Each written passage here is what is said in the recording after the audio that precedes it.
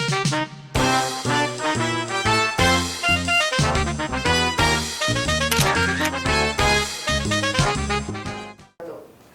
apa kabar pemirsa? Senang sekali kembali berjumpa dengan Anda. Menghadirkan tokoh-tokoh yang inspiratif di bidangnya, tentu saja kembali dalam program Inspirasi Formosa, yang kali ini bersama saya, Jesslyn Chandra. Ya pemirsa, saat ini telah hadir bersama saya Ustadz Maulana, selaku pengurus Pondok Pesantren Sulaimaniyah di Taiwan. Boleh perkenalkan dirinya, Pak? Assalamualaikum warahmatullahi wabarakatuh. Nama saya Maulana Malik Ibrahim. 6 bulan yang lalu datang ke Taiwan, insyaallah dengan niat untuk merintis sebuah pondok pesantren Sulaimaniyah di Taiwan. Nah, untuk pemirsa yang belum tahu, Sulaimaniyah merupakan pondok pesantren pertama yang berdiri di Taiwan. Kira-kira bagaimana Pak ceritanya? Boleh ceritakan ke pemirsa CFTV. Sulaimaniyah adalah sebuah pondok pesantren yang sebenarnya bukan hanya Taiwan, bermula dari Turki, di mana nama Sulaimaniyah itu sendiri itu diambil dari pendiri daripada pondok-pondok pesantren Sulaimaniyah yang berpusat di Turki. Nama beliau adalah Syekh Sulaiman Ibn Talhat. Kemudian dari nama beliau lah diambil nama pondok pesantren Sulaimaniyah. Bermula dari Turki dan kemudian alhamdulillah sekarang sudah ada lebih di 150 negara, termasuk di Indonesia. Tempat di mana sebelum saya datang ke sini, saya bertugas di Sulaimaniyah yang ada di Indonesia. 6 bulan yang lalu kita ditugaskan untuk datang ke Taiwan sini, tentunya untuk mencoba merintis sebuah pondok pesantren yang mungkin kami kira sebagai pondok pesantren pertama yang ada di Taiwan. Insyaallah dengan niat ini kita baru merintis selama 6 bulan, 4 bulan program sudah berjalan alhamdulillah, dan sampai sekarang ada 3 santri yang menetap di pondok pesantren Sulaimaniyah. Oh ya, berarti sudah mulai berjalan ya Pak ini pondok pesantren? Iya. Mungkin boleh diceritakan kenapa sih kok pertama kali mau mendirikan pondok pesantren ini di Taiwan? Sebagaimana yang kita tahu, Taiwan memang bukan negara muslim dan mayoritas penduduk juga non-muslim, tapi sebagaimana yang kita tahu juga sangatlah banyak orang Indonesia yang tinggal di Taiwan, baik mereka yang sedang melanjutkan studi atau yang bekerja di sini, atau mungkin bahkan orang-orang yang setelah bekerja menetap di sini menikah orang asli Taiwan. Kemudian dengan keadaan yang seperti ini, kita terpanggil untuk datang ke sini untuk merintis sebuah pondok pesantren, di mana pondok pesantren ini kita tujukan kepada orang-orang muslim yang ada di sini, terutama orang-orang muslim Indonesia yang kebetulan memiliki anak yang ada di sini. Karena kita ketahui bahwasanya pendidikan Islam sangatlah penting, dimulai dari anak-anak, dan kita pikir hanya dengan bentuk pondok pesantren inilah kemudian pendidikan Islam kita bisa terapkan kepada anak-anak. Dengan maksud itu kemudian kita datang ke sini, insyaallah kita merintis pondok pesantren dengan sistem, dengan metode yang sama dengan pondok-pondok pesantren yang sudah ada di Indonesia, sudah ada di Turki, bahkan di seluruh dunia. Kita akan datangkan sistemnya ke sini. Nah, tadi kan Bapak ada menyebutkan kalau Bapak itu dikirim ya, istilahnya perwakilan dari Indonesia untuk mendirikan di Taiwan ini. Terus selain dari Bapaknya sendiri, apakah ada teman-teman lain yang ikut datang ke sini? Bersama saya datang juga salah seorang ustadz dari Turki. Kita sementara baru ada 2 orang di pondok dengan 3 santrinya. Ini sebenarnya tergantung situasional, dan ketika memang dirasakan perlu untuk mendatangkan ustadz, kita akan datangkan baik dari Indonesia maupun dari Turki. Ya, terima kasih banyak Pak untuk penjelasannya. Nah pemirsa, jangan kemana-mana, kita akan kembali lagi setelah pesan-pesan berikut ini.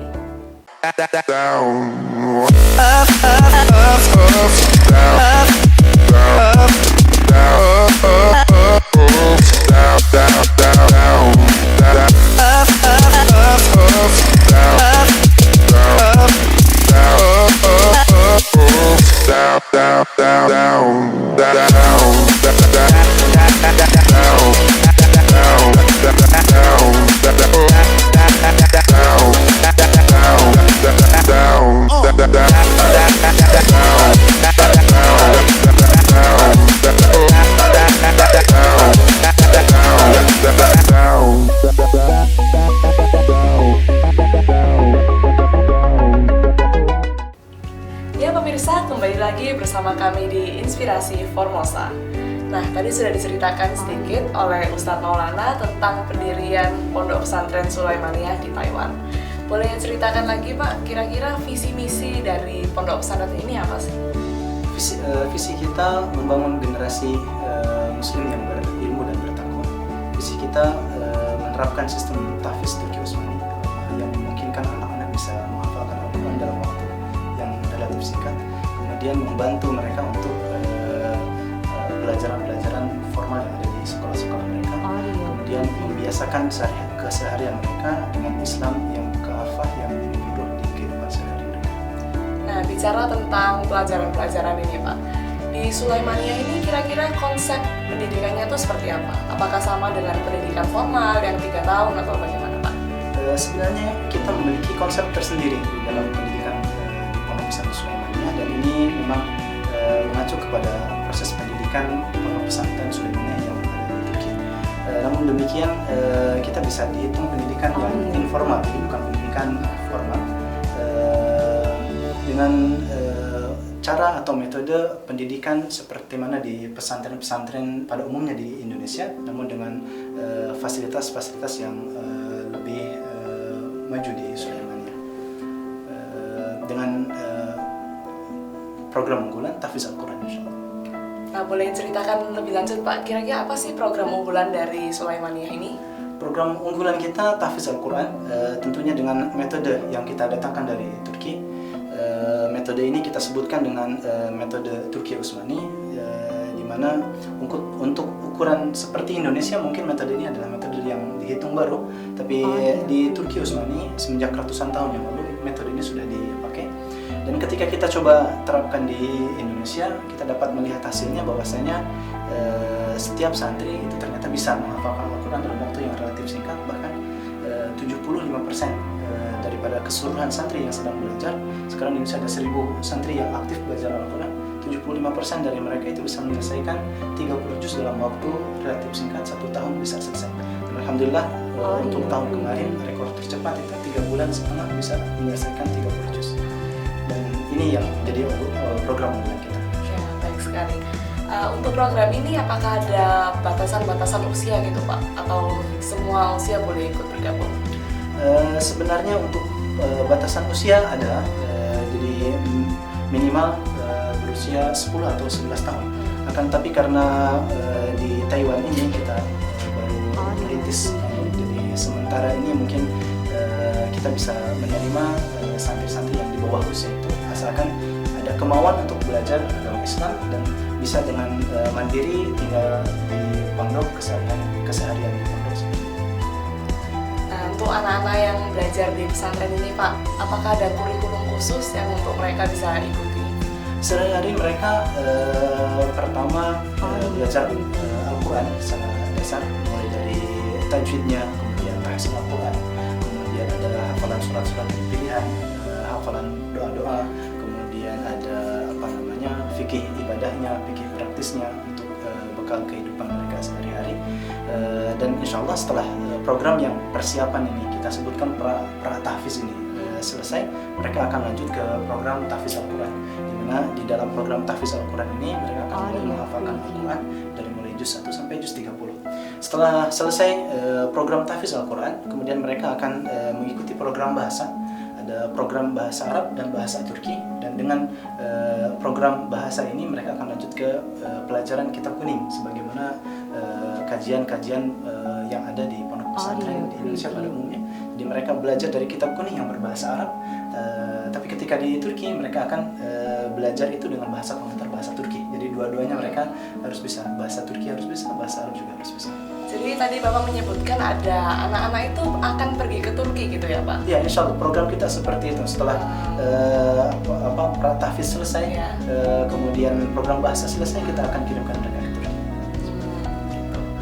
Terus kalau sudah selesai belajar dari Turki gitu Pak, apakah ada sebuah keharusan atau apa untuk pulang dan mengajarkan, atau itu merupakan suatu kebebasan? Kita memberikan pilihan kepada mereka. Tentunya kita menekankan supaya mereka juga bisa mengamalkan apa ilmu-ilmu yang sudah mereka dapat.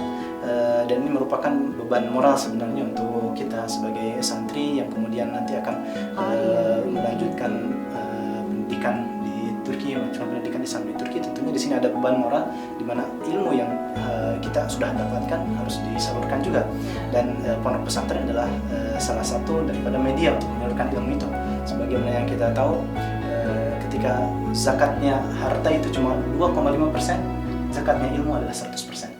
Jadi tidak ada batasan, semua yang pernah kita dapatkan dari ilmu, maka itu pun yang semuanya harus kita salurkan juga. Ya, makasih ya Pak untuk penjelasannya. Nah, pemirsa jangan kemana-mana, kita akan kembali setelah pesan-pesan berikut ini.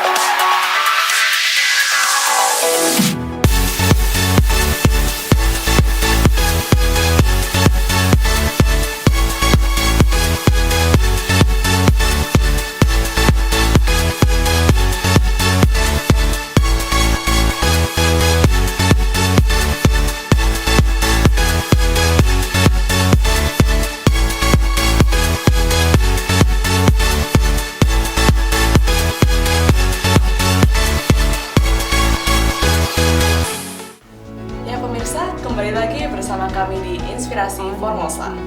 Nah, masih berbicara tentang Pondok Pesantren Sulaimaniyah ini, kira-kira aktivitas apa aja sih Pak yang dijalani oleh anak-anak ini dalam kesehariannya? Aktivitas yang dijalani di Pondok Pesantren setiap hari ada pendidikan Al-Quran tentunya, mulai dari bangun pagi, kemudian di sana ada pembiasaan sholat berjamaah setiap hari 5 waktu. Setelah itu ada tanggung jawab yang kita bagikan kepada mereka. Jadi mereka tidak hanya kita bekali dengan ilmu keagamaan, tapi bagaimana supaya bisa memiliki tanggung jawab. Kita kasih mereka tugas-tugas di pondok untuk mengatur dan lain sebagainya, baik untuk bersih-bersih pondok dan lain sebagainya. Itu kita kira sebagai sesuatu yang penting untuk pendidikan kepemimpinan mereka. Kemudian ada pembelajaran Al-Quran, ada pembelajaran tajwid, ada pembelajaran bahasa, bahkan bahasa Turki sudah kita mulai sekarang untuk persiapan nanti ke depan di Turki seperti itu. Jadi santri-santri yang belajar di Sulaimaniyah, pertama pembiasaan untuk berada di lingkungan Muslim. Yang kedua diberikan pelajaran untuk kepemimpinan mereka. Sebenarnya kita memiliki 2 program untuk yang di Pondok Pesantren Sulaimaniyah di Taiwan. Yang pertama program takhasus, di mana santri ini khusus tanpa ada pendidikan formal di luar. Jadi mereka khusus 24 jam tinggal di pondok dan yang mereka pelajari adalah pelajaran-pelajaran agama. Program yang kedua, program yang sambil sekolah. Jadi sementara mereka sekolah di luar, mereka juga mondok di pondok dan ada pendidikan agamanya. Di sini tentunya ada 2 program yang berbeda, di mana keseharian yang tadi saya sampaikan itu keseharian santri yang khusus 24 jam mereka tinggal di pondok.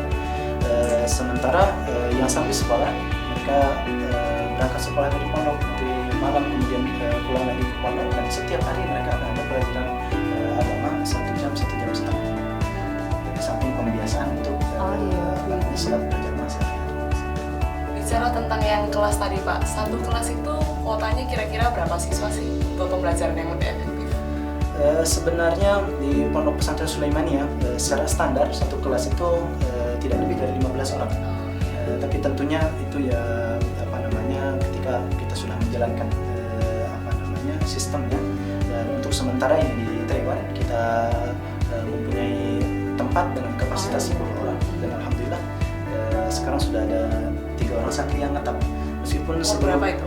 Yang 3 orang ini satunya 7 tahun, Iya.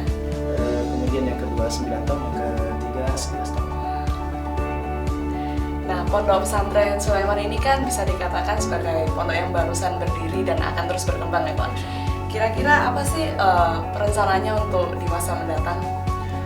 Sebagaimana program yang tadi saya sampaikan, insya Allah selanjutnya akan membuat 2 program, di mana program yang pertama program takhasus. Jadi ini dikhususkan untuk siapa saja yang tidak ada kesibukan yang lain di luar, artinya tidak sambil sekolah, tidak sambil mengenyam pendidikan formal, ataupun sekolah tapi dari semacam homeschooling atau kerja paket dan lain sebagainya, yang mereka bisa 24 jam bisa tinggal di pondok, memfokuskan diri ke pelajaran agama.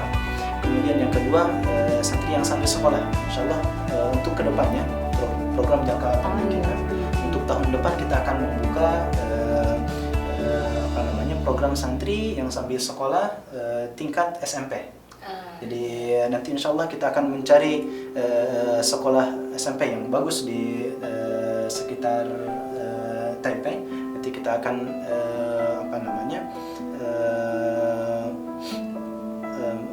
membuat pondok di sana, tempat di sana, sehingga santri-santri yang sambil sekolah mereka akan kumpul di pondok, mereka akan mondok, mereka tinggal di pondok, berangkat ke sekolah dari pondok, kemudian mereka kembali ke pondok.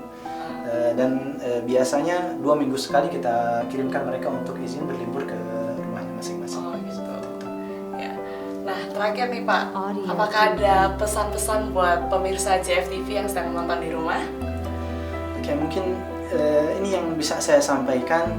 Pertama, sebagaimana kita tahu, saya pernah mendengar sebuah sumber di mana Taiwan dulu pada awal didirikannya sekitar mungkin 50 atau 60 tahun yang lalu, di sana terdapat kurang lebih 20.000 tentara yang beragama Islam. Dan mereka datang ke sini, akan tetapi ketika kita lihat kenyataannya sekarang, Muslim di Taiwan itu tidaklah berkembang. Ya, mungkin yang kita hanya bisa lihat adalah masjid atau kegiatan-kegiatan di masjid yang mungkin 1 minggu sekali ada pengajian dan lain sebagainya. Dan setelah kita lihat, ternyata faktor utama yang mempengaruhi ini adalah ketidakadanya konstitusi pendidikan Islam yang ada di Taiwan.